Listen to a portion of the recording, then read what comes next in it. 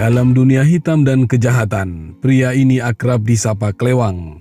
Itu bukanlah nama sebenarnya. Nama itu diberikan karena saat kemana-mana, panglima besar geng motor paling ditakuti di Pekanbaru Riau, yakni X1 Coitus atau XTC itu, kerap membawa senjata tajam sejenis golok atau parang yang disebut Klewang. Nama asli Klewang sesungguhnya adalah Mardijo, nama khas Jawa.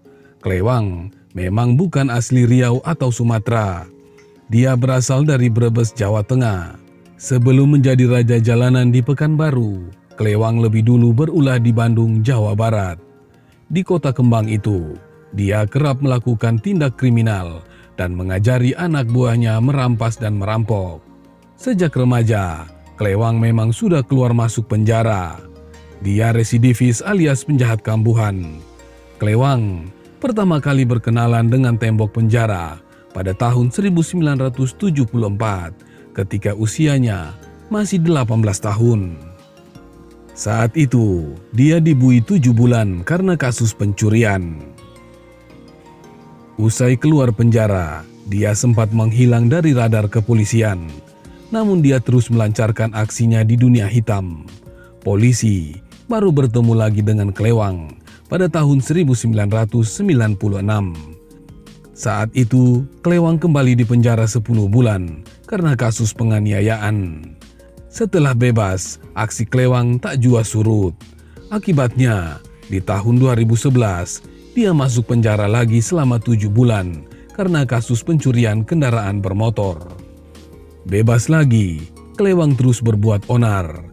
Dia bahkan semakin disegani oleh rekan-rekannya sesama penjahat. Nama Klewang semakin berkibar karena dia disebut-sebut kebal terhadap senjata tajam dan peluru.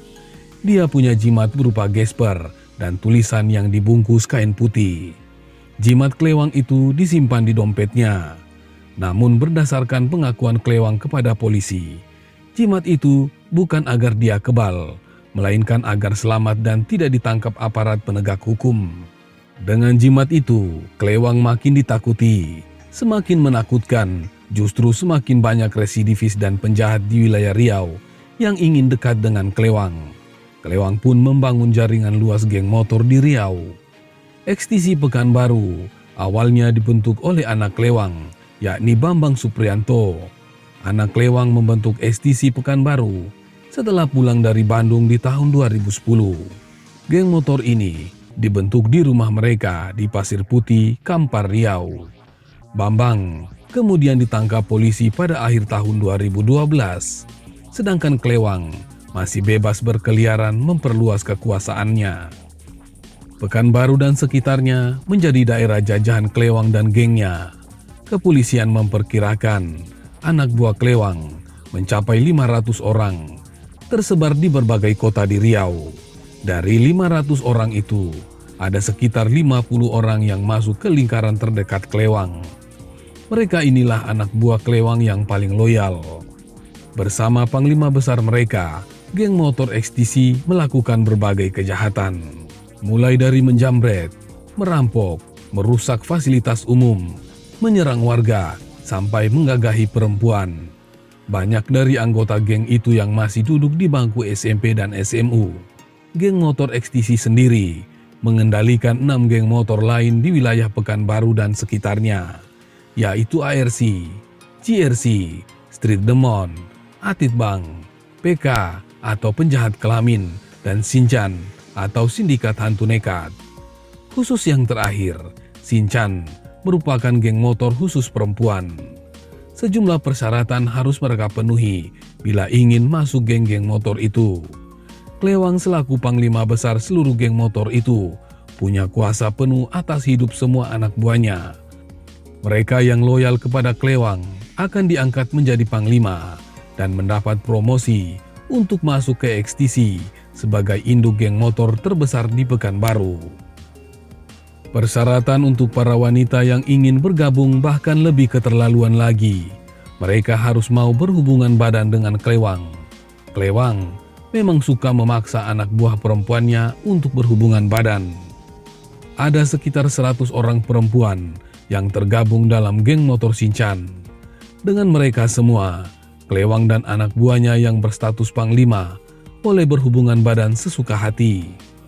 Polisi sudah memburu Klewang sejak tahun 2012, namun baru berhasil menangkapnya pada Jumat 10 Mei tahun 2013. Dia ditangkap usai menggagahi perempuan secara bergiliran dengan anak buahnya. Tragisnya, korban digagahi beramai-ramai oleh geng Klewang di hadapan pacar perempuan itu sendiri. Polisi menyebut kalau geng motor ini amat terlatih berbuat onar. Klewang juga melatih mereka untuk bisa saling bertukar posisi saat sepeda motor sedang berjalan. Klewang juga membuat latihan rutin agar anak buahnya tidak menderita luka serius saat terjatuh di tanah.